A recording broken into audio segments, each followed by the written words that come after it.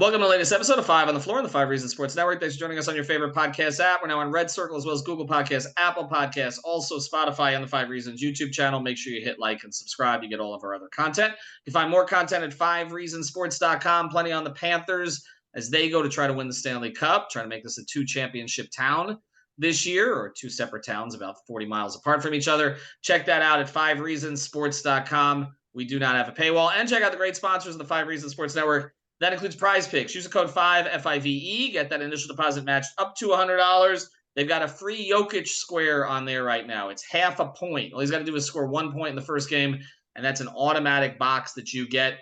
Go to Prize Picks. Go to the Google Play Store, Apple App Store, or prizepicks.com. But make sure you use the code 5, F-I-V-E, or you won't get the initial deposit match. And now, today's episode.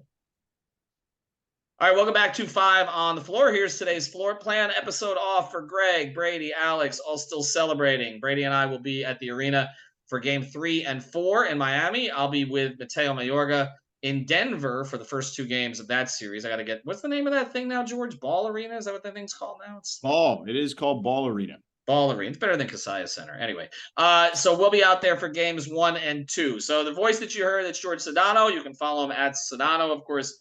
A lot of you used to listen to him on 790 The Ticket and other outlets in South Florida. Now you can hear him on ESPN. He's one of the Miami representatives at the network. I'm going to go through a few topics with you here quickly, okay? And I just want to get your thoughts on them as we go forward. The first thing is this. Do you think that the Miami Heat, with what they've done, have finally earned respect? This particular version of the Miami Heat. Oh, yeah. I mean, look, there's always going to be people who are going to say stuff to just say stuff. As you know, as well as anyone, there have been a lot of carnival barkers in media forever, regardless of whether it's sports or not, right? Like, there's always going to be those people that are going to be so stubborn in their takes that are not going to give them credit. But those are outliers at this stage. I think that 99.9% of media, for the most part, NBA media, right, for the most part, is pretty rational. And when this team upset Milwaukee, beat New York, and then upset Boston, it's kind of hard not to give them their due at this point. They're literally doing this stuff with guys dropping like flies, right? Herro was out, Oladipo was out. They don't have any kind of depth, at least from what we recognize. Now we can discuss whether that's actually been a positive or a negative, but nonetheless, it's the fact that Jimmy said it best. They have guys that can step up regardless of their role. Like, they feel confident that the next man up, as cliche as it sounds, is capable of doing the job at a high level. So I think that most people now see that. Although we joked today on Around the Horn that the word undrafted will become a banned word on the show. I'm glad to hear that. And that was the next thing I want to get to you on, because I've made the argument that has become pejorative, and not intentionally. I don't think it's intentional. I don't think that the people using it mean to be demeaning. Right. I think it started as a sort of a compliment to the Heat organization and quote unquote Heat culture, which, as I define Heat culture, it's their understanding of their own organization. Okay. It's, they know what a certain guy that they look at, and they see a Caleb Martin, and they see a skill set, and they say, okay, we get that skill set and that attitude here, and we can bring out the rest. There's one of the top Heat executives said to me yesterday, he said, I was talking about Caleb, okay, and the fact that he's made a say. He says he could have gone somewhere else, but he knew that this was a platform where he could grow. And I feel like that is the real definition of Heat culture. It's identifying with Duncan Robinson that there is a skill set. Now, we can talk about whether you overpay these guys ultimately and whether or not you'd be better off letting them walk, and that's a conversation for an off-season episode, okay? But what they are able to do is identify, okay, Duncan Robinson has this skill, and now we're looking a couple years later, and he's doing things like cutting and making plays in the lane that he never did before. And it took time, but that stuff has happened. Or Max Strus, there's a certain toughness there with him, right, that they thought that they could develop in addition to shooting. And Gabe, okay, was a scorer in college, right? But they saw some point guard skills that could be molded. And so they have an understanding of their coaching staff, of their players, and of their environment. And that is, to me, Heat culture. That's what it means. But I think what's happened is this idea, which, again, started as a compliment to them getting the most out of guys who were not expected to do much, has become this kind of slight, okay, where it's sort of like, well, these guys are really not that good. And I feel like that's why Spo reacted to it. And I feel like, and you and I are going to talk about Spo a little bit here. I feel like that's why Spo looks at himself that way. Like Spo came out of the media room. I'm assuming not the media room. I mean, Andy Ellisberg came out of the media room, or the PR room. He came out of the video room, right? And so he was undrafted. Like he was not, you know what I'm saying? Like he was not. I mean, he was plucked out of there, but he was somebody who had to be molded, who nobody would have looked at and said Erik Spoelstra is going to fill this role. And I think that's why he found it demeaning and resented it. And that's the same reason I view it that way. Oh, I think he absolutely views it that way. I don't think most people are using it as a pejorative. I think that at least not, again, it's not the majority of people, right? I think that the people who know basketball around, and there's plenty of those, right? Like, I think it's the overwhelming majority. I think that sometimes we amplify some of the silliness, right? But I think that the majority of people, they see that, man, and they know how hard it is to develop those guys. And there's a reason that there's only a couple of organizations that do a really good job of it, right? Miami's one. I would say Toronto is another one. Spurs used to be that. I don't know if that's the case anymore. But those two, right above all, make a lot of sense to me. Even for all the grief that the teams here get, where I'm at in LA, they have both done a nice job developing guys, right? Like the Clippers have Terrence Mann, who's a rotation player on any good team, right? The Lakers previously, Alex Caruso, right, was like Austin Reeves is another example. But I think that stuff now, I don't think has the same negative connotation it used to have. To your point, it used to feel like the overwhelming majority of people would use that as a negative, much like something that I'm close to, the G League, right? Because I end up doing a lot of G League games during the season. There used to be a huge negative connotation with what was then the D League, remember? And it wasn't until Gatorade took it over, they kind of remodeled the way they were going to brand the thing, that it allowed guys to realize, oh, being down there isn't as bad, right? And those guys were labeled for a long time. I work with Corey Alexander here at ESPN Radio, and he's a guy who played in the NBA, right, with the Spurs, whatnot, but had to go down to the D League at one point. And he talked about the difference, right? That when he was down there, it was absolutely a demotion. I think guys now around the league look at it as, particularly young guys, right? They look at it as, oh, I get a chance to actually play and hone my skills. So just circling back to my point, I just think that there's more people around the sport that understand that than the people that make that a negative connotation. Well, but it's different to understand. I'm not disagreeing, but I think that that's such a small thing to focus on, But it's a small thing to focus on until it's beaten into your head. I feel like it, and I want to move off of it because I don't want to spend the whole time on the media here. I want to get to Spo and Riley and Butler and Herro. But I'm just because you and I could do this conversation for 3 hours, honestly. But I think that.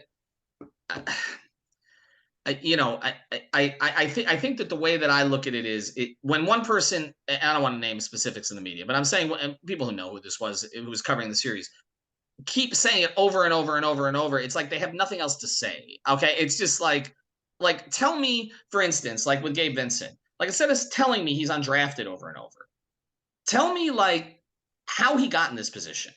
Like how this guy who again was not a point guard, was molded into a point guard by this organization, what the Heat saw in him that they liked, what he did with Nigeria against the U.S. that kind of proved that he could play in this role, what he's learned from Kyle Lowry. To just say undrafted, it's like you throw them all into the same bucket. It's like, hell, okay, the J. Cole story is great. We've heard it 3 million times at this point. But like if I'm watching this team, I'm like, where the hell did this guy come from? Like, seriously, like you couldn't separate him from his twin before. Okay. He was a scorer in college. The Hornets released him. Like the worst organization in the league right now, arguably, right? Released him. Just decided that but like you're watching him, he's athletic. He has counters to everything. He's become a pretty good shooter. How did this happen? I just wish, I guess, that the media would stop being so lazy. Maybe that's it. Maybe it's not pejorative. Just stop being so lazy. Like, tell me why these things are happening.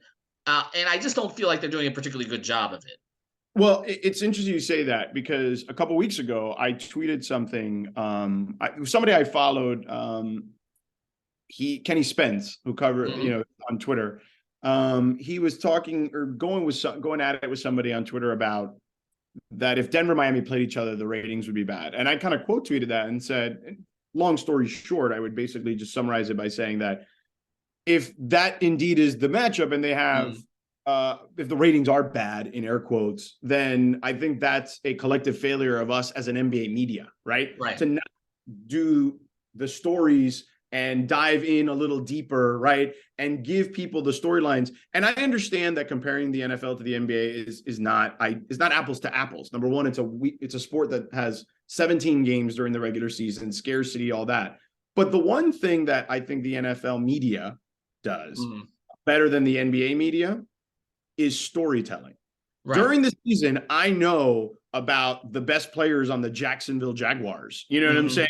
Like, I know the best players on the Baltimore Ravens, and I know at least some depth to who they are and why they're good, et cetera, et cetera. I think it's our fault as a collective NBA media, the individuals covering it, et cetera, that we just need to do a better job of teaching. My guy, JJ Redick, has said as much, basically. And I agree with him on that. I think that's something we could all do. We could hold ourselves accountable more to do better. You know what I mean? On that stuff. All right. I agree with you. All right, we're going to go rapid fire here on 4 topics. I already gave We've wasted 12 of the 15 minutes. I think people want to hear us talk about that, honestly. No, I agree. Because it is a big sore point with Heat fans. It is. And, I get it. And maybe they're overly sensitive, and maybe I and my network have played a role in this, because I think we've taken this kind of counter, this, we've talked about this sort of stoke the flames. Right, we do, but it's not like there's nothing to stoke, George. Even the stoker Skolnick. Right. Well, at least it's not like Chandel calls me Coach Sko. Look, I don't look. I think there's something there. If there wasn't something there, people wouldn't have reacted to us the way that they have in South Florida. Which we're in a time in our lives, not to get too existential, but like that we are the most tribal we've ever been, and sports was kind of like the original place where that existed, and now it's just been magnified. Right. No, but it's true. But I mean, when you're dealing with, and again, the Heat in some ways, this is different than last year. This year, they didn't deserve to be talked about because they were the 8th seed and they were horrible to watch. And we talked about the whole year. Last year, they were the 1 seed. I felt like they were seriously mistreated by the media in terms of the amount of attention that they got. They love that stuff. So no, but they do. Well, it's what I asked Jimmy and Spo before the playoffs started. That when they feel slighted, they love it. I threw them the softballs before the playoffs started. I'm the one who did it. Spo and Jimmy, and both. I don't give a bleep. And Jimmy, you saw the clips, okay? And it's funny because someone close to Jimmy texted me and goes, "You knew what you were doing." I said, "Absolutely." But they like that. They like that, and they are better. We talked about this. The Heat are better. It feeds being doubted to being front runners. They're bad front runners. Yeah, they love. That's why when they went down in Game 6 and they lost that way, and I was like, "Wow, that must feel like how the Spurs people felt back after the Ray Allen shot, and they still had another game to play on the road, And I was like, I'm going to go over to NBA TV and watch these press conferences because I wanted to see the reaction. And after Spo and Jimmy were so defiant, I was like, oh, they're going to win this next game. And then Spo was even more defiant. I felt like at the shoot around that I saw, the video I saw surfacing from there.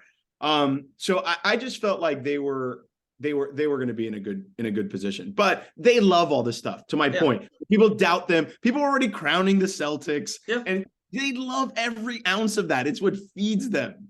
No, absolutely. Well, it's funny. Look, Strus and all of them were wearing the undrafted T-shirts earlier in the season, and then everybody was getting offended by it. So I'm not gonna get too offended by it. All right, I'm surprised you didn't put it in your merch shop.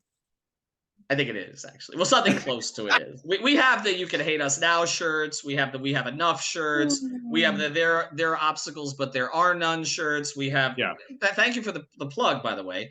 We have a "Take Us There" shirts. We have all the shirts there, so you can buy them at 5reasonsports.com without a paywall. Listen, by the way, this conversation is clearly not going to be 15 minutes, so you might as well let us take our time on crap and let's just do it. Well, I don't know because I got Chick-fil-A waiting for my daughter downstairs. Oh, that's what it is. For Uber Eats. I'm on a clock. Which, by the way, you don't have to crawl behind me. Okay, you ready? No, we're going. That's fine. Okay. So anyway, want to tell you about a great sponsor. 2 great sponsors of the Fiver. George hasn't seen you since you were a baby. Hi there, Sasha. How are you? There you go. Daughters are the same age, actually. Want to tell you about 2 great sponsors of the 5 Reasons Sports Network. That's Better Edge. Use code 5RSN.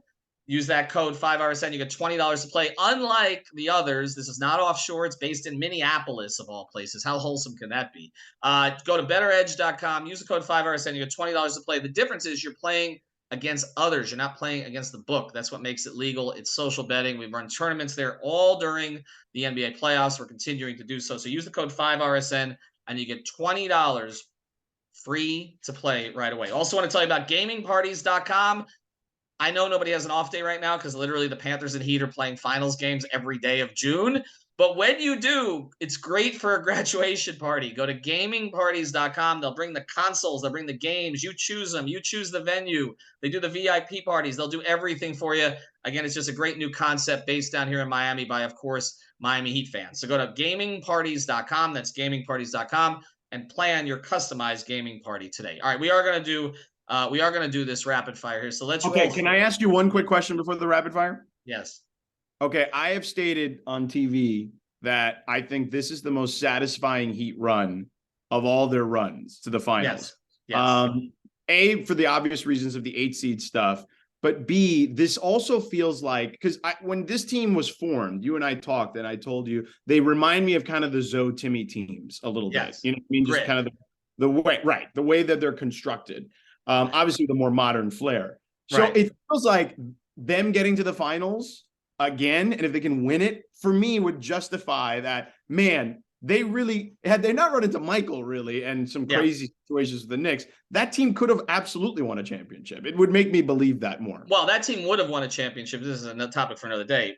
If I believe they could have won a championship in 2000, 2001 if Zoe doesn't get sick. I'll always believe that. Too. He had finished third in the MVP vote. That was the best team that he put together during that time. As much as I loved PJ, the original Brian Grant, Eddie Jones, Zoe, Timmy team, right? Exactly. And Mason, right? Yes, that and Bruce Bowen too. Like that team to me, and again, what happened was by the time Zoe came back, they went 8-5 when he came back. Mace was unhappy; he didn't have the same role. May he rest in peace. And they got rolled by Charlotte. And Pat talked about how embarrassed he was. We are going to do this rapid fire. You ready? Ready?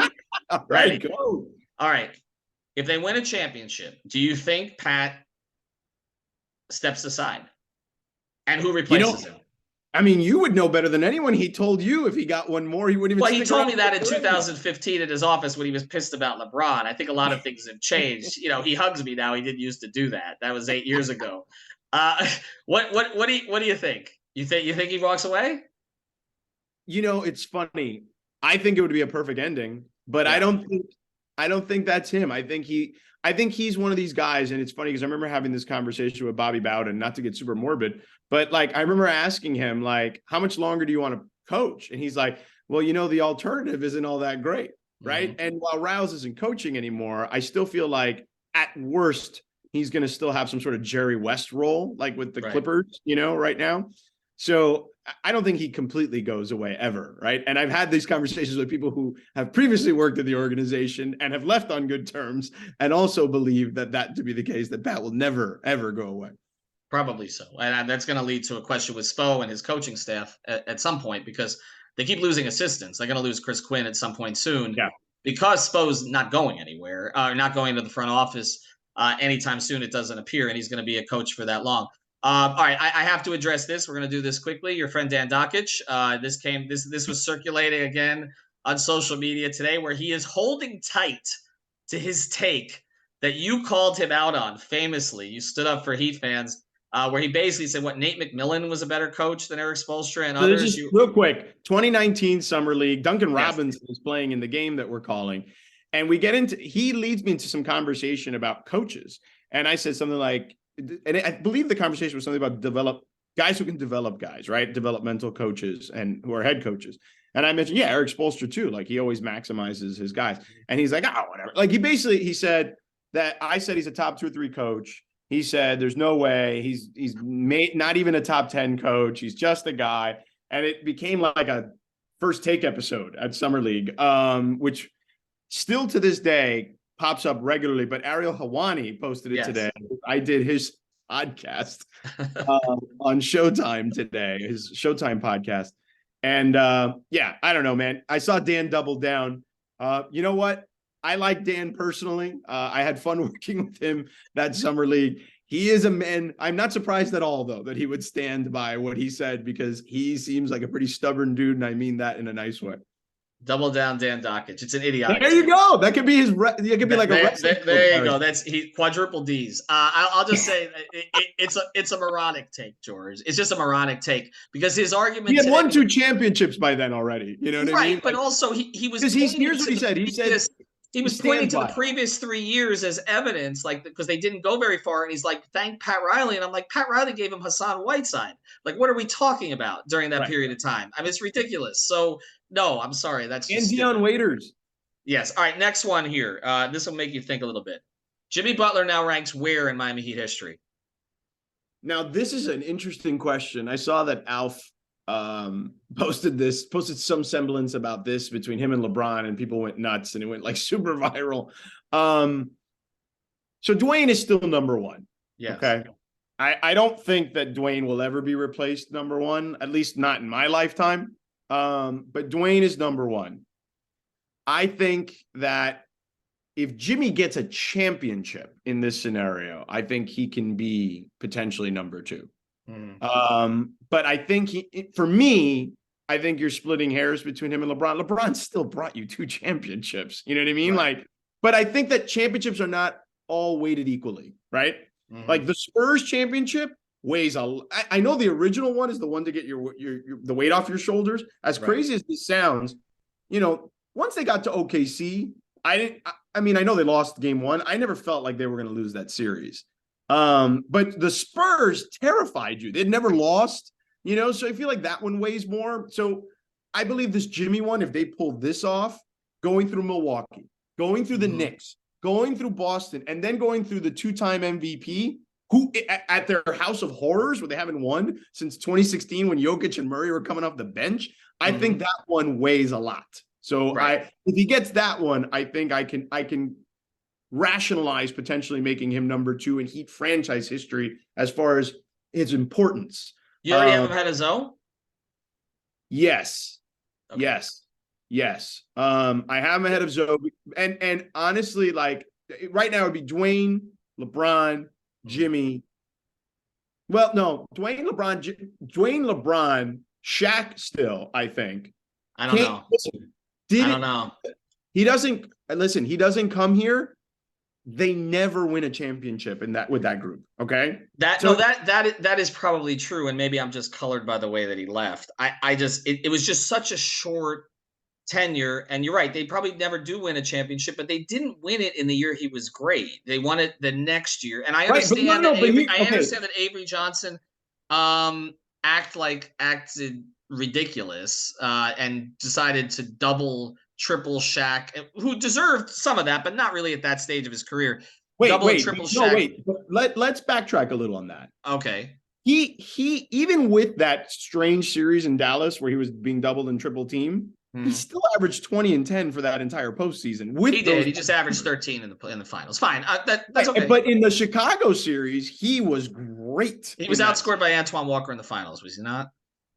Right, in the finals, yes. Yes. But he was good in the Detroit. He was very good in the Detroit series. He was great in the closeout game against Chicago. He doesn't come to Miami. None of this is possible. Okay, so you got to at least keep him there for now. Yeah, but I'll go back further then. And again, you and I rapid fire. Never go to work. That's my top 5.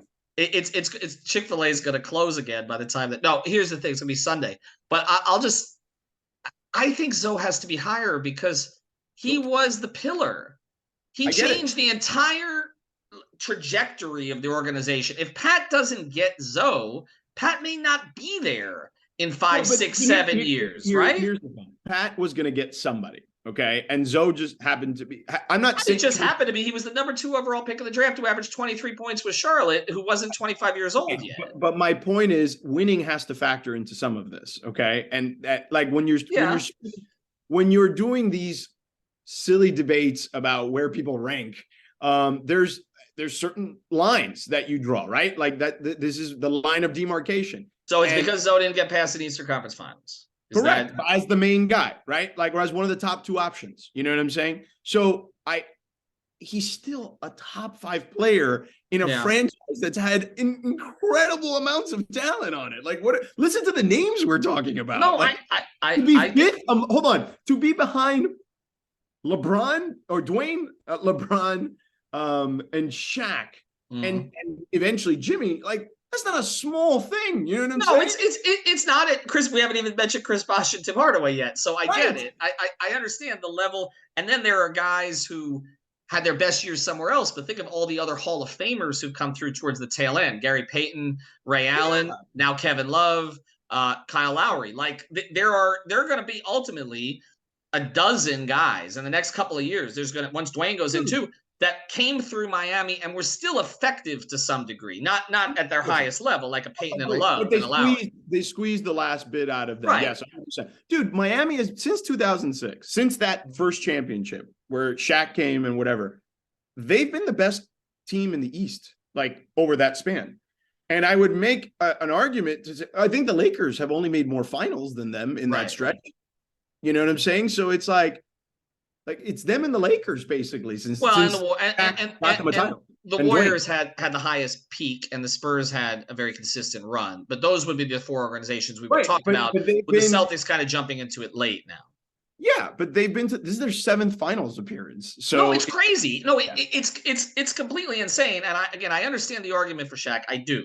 And I'm not holding on to petty grievances, which have nothing to do with Shaq, but the fact that I didn't like the trade. I'm not really holding on to those petty grievances, George. That's not why I'm saying it.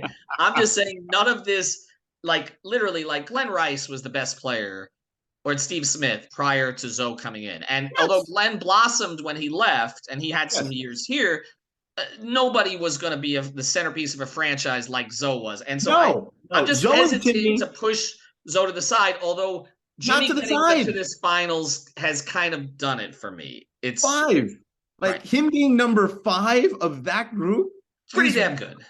No, it's pretty damn good. All right. So here, we got 2 more. We're supposed to do rapid fire. You and I never do this. Tyler Herro, how would you handle this in this series? You bring him off the bench. If he's available, and I would clearly give him small increments to see just how he does, because I can't imagine throwing him into the finals in thin air. Not that it seems like I guess they'll do it in game 3, but at some point he's going to have to play in thin air is a great idea. So I think off the bench for sure in small increments.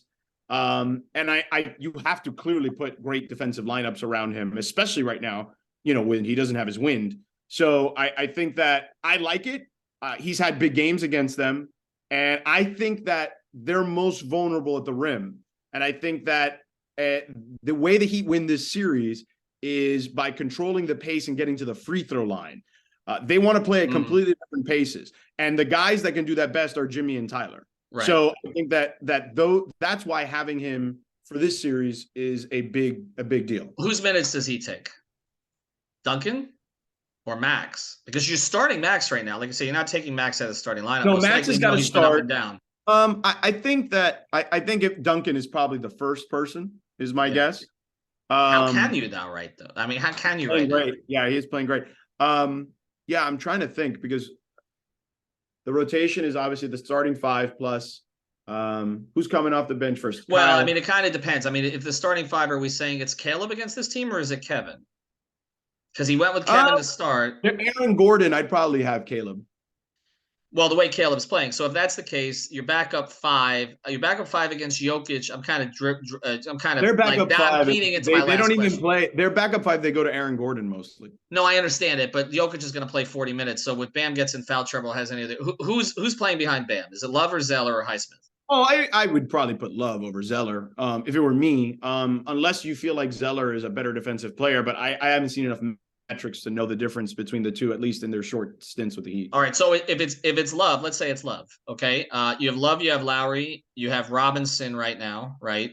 And so I guess Herro becomes sort of an X factor there. I want to get to Jokic to close here, but do you play more guys because of the altitude situation? I mean, you got sort of competing factors here because I think the final setup is great for Jimmy. It's great for Jimmy, like because he's got more time. There's more game days in between. It's not like the Eastern Conference Finals was every other day. You got 3 breaks actually in this series that are significant. So it really plays out for Jimmy. So in some ways, you can play your guys more minutes, but then playing them a lot of minutes in Denver's. I've never seen the Heat win there, by the way. I think I've been in that building 11 times with the Heat. Never seen them win. Dwayne used to, it always fell on the second night of a back-to-back at the end of a 5-game road trip where they were coming in from LA. 5 a.m. Yeah. Right. And I would always see Dwayne the night before, and I'm like, you're not playing tomorrow. F no. Like, we knew that. Like, we knew Mike Miller. Like, you always knew Mike or JJ was getting those minutes, right? Or Tony Douglas or somebody like that in Denver. So it's a real thing. Like, it's a real thing. And when they get up on you, like, then it becomes much harder to kind of grind things out when you're dealing with But that's why you have to control the pace. Right. You have to take advantage of the fact that they're not good at defending the rim. That's their weakness on defense. They have good perimeter defenders in KCP and, even Jeff Green at this stage of his career, although I wouldn't put him second. If I was ranking their defensive guys on the perimeter, Gordon, KCP, Bruce Brown, obviously those are kind of the top 3 guys. And then, Green, they'll throw Green at guys because of his length. But they only go like 7 deep. They play Christian Brown, the kid from Kansas who beat Miami in the Final Four. Or the Elite Eight, I'm sorry, a couple years ago. But they don't play Reggie Jackson, right? They don't. They only played him in foul trouble in Game 2 in the Western Conference, where both KCP and Michael Porter Jr. Went down with 2 quick fouls in that game. But yeah, they by the end of the Lakers series, they were only playing 7.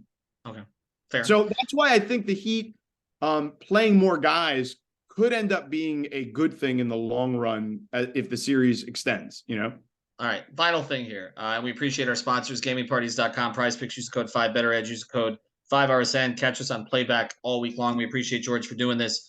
Real simple here. Is Nikola Jokic the best player in basketball right now? He certainly is offensively, and I don't mean to just characterize it that way, but I think that I would probably say yes, because his offense is historical. And his defense is now, I think, average. You know what I'm saying? Where a couple of years ago, it was not. I saw him do a nice job at times on Anthony Davis in that series. Now, look, he's not as fleet of foot as you would want from a guy. His contemporaries are, rather. Right. Those guys are more fleet of foot, even Embiid, right?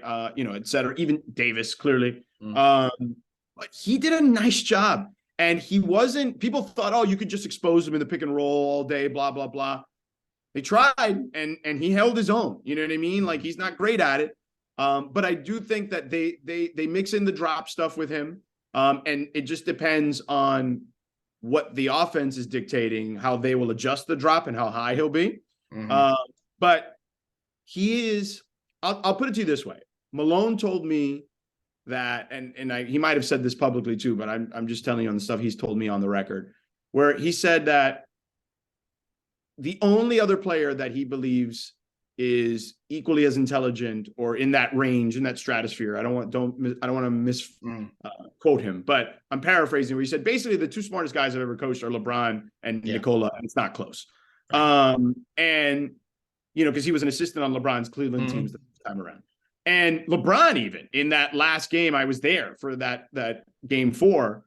And I was sitting right in front of him when he was asked about Joker, and he didn't stop marveling at Joker. And he said, I know people want to focus on, athleticism or explosiveness or whatever, blah, blah, blah. And he's like, but the one thing I know he's got, he's like up here. He's like that up there. He's the best in the world right now. He's as locked in as anyone I've ever seen. And he's like, and I know because I can relate to him. Like he and I feel like are very much on the same wavelength, seeing plays develop before they develop. So, I guess that's a long way around to say yes. And you have to kind of talk it through because it's not easy. It should be a nuanced conversation.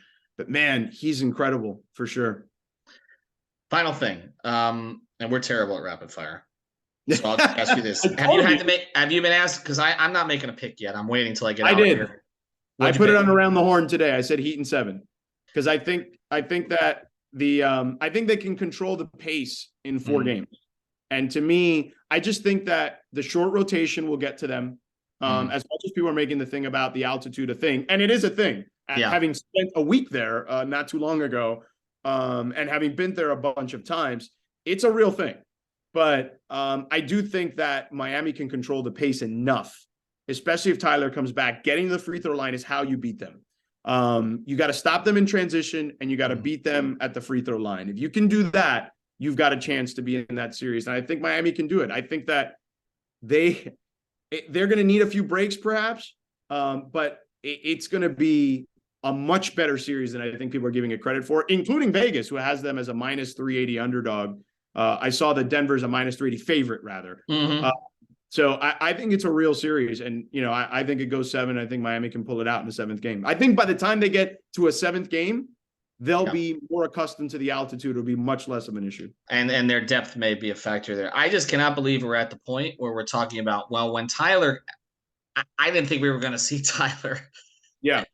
Until next year, or maybe even in a Heat uniform again. And here it's just crazy that they've gotten the season back to Tyler Herro, where there's an opportunity for him to actually make an impact. And well, good. He deserves it because he does. He does. And I look, there's the one thing I didn't want for him is I don't want him to be blamed. Because he's being thrown into this, and look, we know the Jameer Nelson history and Rafer Alston in 2000, what was it, 2009, right, or 2010? When they played the Lakers, 2009, and Stan's regrets and all that. And I just didn't want him to be in that situation because it's unfair to him, because it just is. Yeah. This team played a different way without him. And there is a role for him. I agree with you. It's going to have to be carefully managed, but I'll tell this to Dan Dockich, double down Dan Dockich to his face. There's no better coach in the NBA to manage that situation than Erik Spoelstra. George, we appreciate it. Thank you, sir. And you're going to be beloved, I think, by Heat fans for that prediction. By the way, but you don't even win this because Israel, before the season, picked a Heat Nuggets final, which He did. I saw that. I retweeted it. But did you know that Israel also picked the Celtics in 6? I'm going to text Israel now. Have a good night, George. See you.